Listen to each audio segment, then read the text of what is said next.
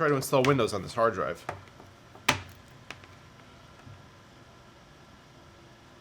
What the f*** is that? What is that?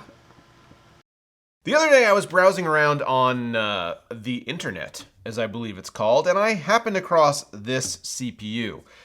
This is an Intel E4500, and it was listed on Newegg for a whole $6. Now, while the utility of something like this is questionable at best in 2020, it kind of got me thinking, that's really cheap. What else could I put together? What kind of system could I build around this $6 CPU? And how cheaply could I do it? So I did it. And we're going to find out if it could actually even run Windows.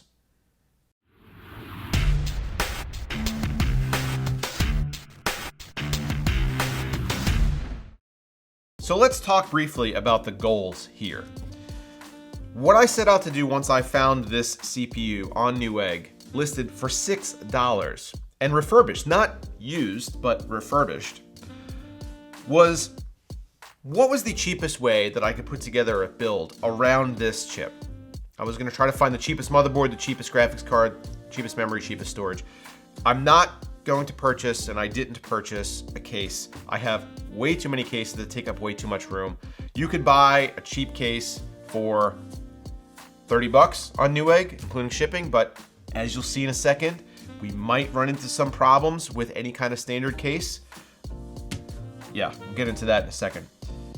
Also, I didn't buy a power supply. I have plenty of power supplies. You could get a cheap power supply for $15, $20, although I guess I wouldn't necessarily recommend that in a normal situation. But I didn't buy either of those things. They take up a lot of room, and I got plenty of them already. So we're just going to talk about these 5 components that I have right here. And of course, the CPU is what kind of kickstarted this idea in my head. This is the Core 2 Duo E4500. It was a 65 nanometer part, came out in 2007, and it was on the low end of things. So this is the same time period that you were getting chips like the Q6600 and the QX6850, both of which I still own. They're in my office right now, and I have a soft spot for. Those are high-end performance chips. This one was decidedly not. 2 cores and 2 threads, so no hyper-threading here. And yeah, got it for $6, whereas like the Q6600 still commands at least some kind of price premium. So we had to put it in something. So what cheap motherboard am I finding to put an LGA 775 chip in? And you'd be surprised, there aren't a whole lot of them, at least listed on Newegg as refurbished and not used. So the cheapest one that I found was this. And this motherboard is going to present a whole nother batch of problems to overcome. This was $17. It's the Dell 1TKCC Optiplex 380. And looking at it, I guess, and as I did initially when I just browsed through the listing and said, oh, a cheap LGA 775 board, this will do fine. You might say that it looks, I guess, okay. You know, the socket's rotated 45 degrees, which is unusual. There's only two DIMM slots, but whatever. But then you look a little closer and you discover some problems that we're gonna have to overcome. Number one, the mounting mechanism or the mounting holes for a cooler are completely non-standard. I thought when I bought this that I was just gonna be able to pop on an LGA 775 compatible cooler and be good. Nope, that is not the case. These holes are weird. I'd never seen any mounting mechanism like this before. And clearly it was made to work with some kind of Dell proprietary solution, so we're gonna have to go the old zip tie route and hope that that mounting pressure is enough to cool this chip. The second thing is that there are no fan headers on this board that are not Dell proprietary. So we can't hook up any of our fans. We can't even hook up the fan for our cooler. We're gonna have to wire it directly to the power supply, which I have an adapter for and will do, but when I was looking at this board, I'm like, where the hell are the fan headers? They disappeared. The third thing is that the form factor, as I alluded to before, is completely non-standard. It would not fit in any normal case that you might buy on Newegg. The I/O is at the bottom, and then the PCIe slot is right here, and they're flipped. Normally you'd have the I/O on top and the PCIe below it.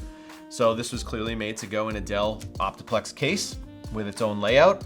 And man, Dell really went to town with the proprietary stuff on this board. And I guess that's why these aren't very popular for building in the secondary market because they suck. We're gonna try to get past those 3 obstacles and move on with our build to our very, very low-end graphics solution. This is the AMD Radeon HD 6350. It was only 10 bucks. Came out in 2012-ish and sports 512 megabytes of GDDR3, a max resolution of 2560 by 1440, and a 650 megahertz clock speed. So we probably won't be gaming in any significant resolution, even if we could game at all on this card. But hopefully we get some display out, and that's really all we're going for here. Maybe we'll be able to play something really, really basic. For memory, keeping the theme of super cheap, we went with the cheapest DDR3 listed on Newegg.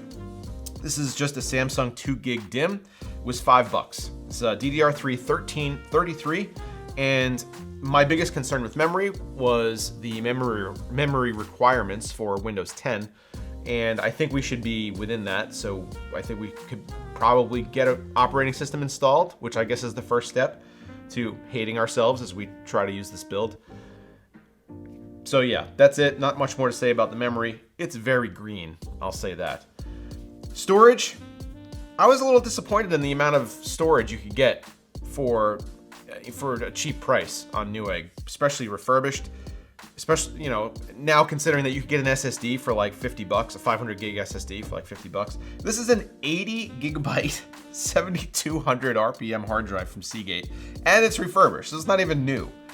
$10 for this. So everything on this table that you see here, not including shipping, or I guess tax, was 48 bucks.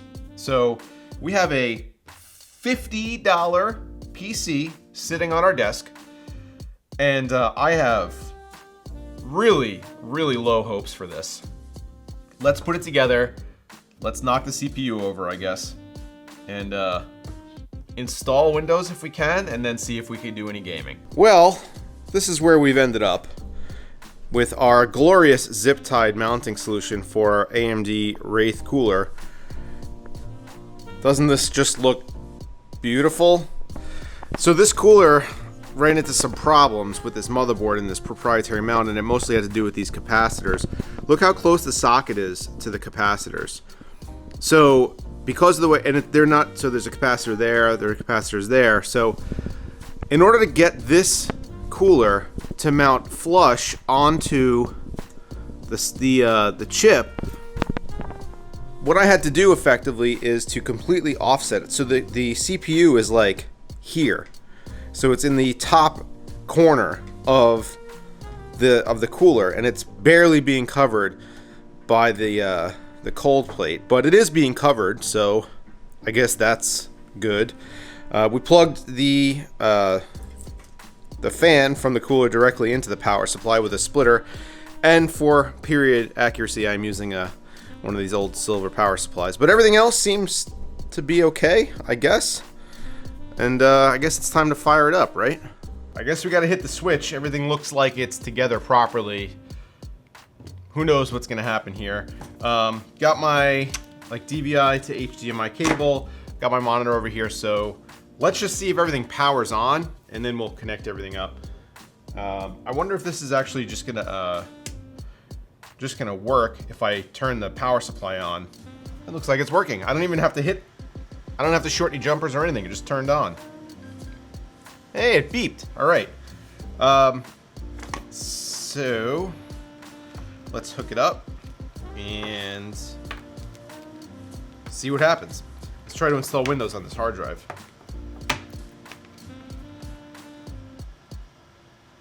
What the f is that? What is that? Oh no. So what is that connector? All right, so this is unplanned. Yeah, so there is a display out on this graphics card, and it is in the shape of a DVI, and I guess I just assumed that it was DVI. It is not. What is this? It's DMS 59. This is not something that I'm familiar with, nor do I have the ability to connect a DMS59 video out to any display that I own.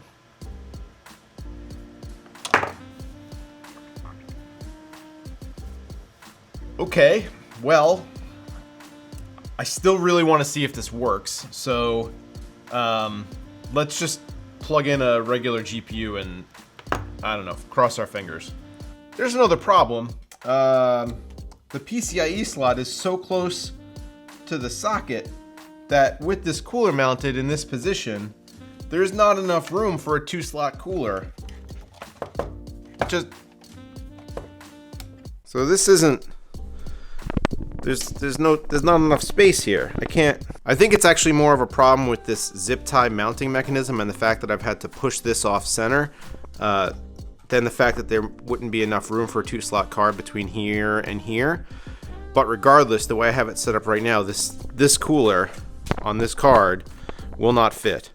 I wonder if I have a smaller card or if I can move this over. Aha! RX 550 to the rescue.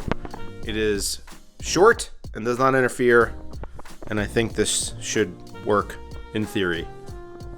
Okay, you guys ready? I'm firing it up. Here are the fans.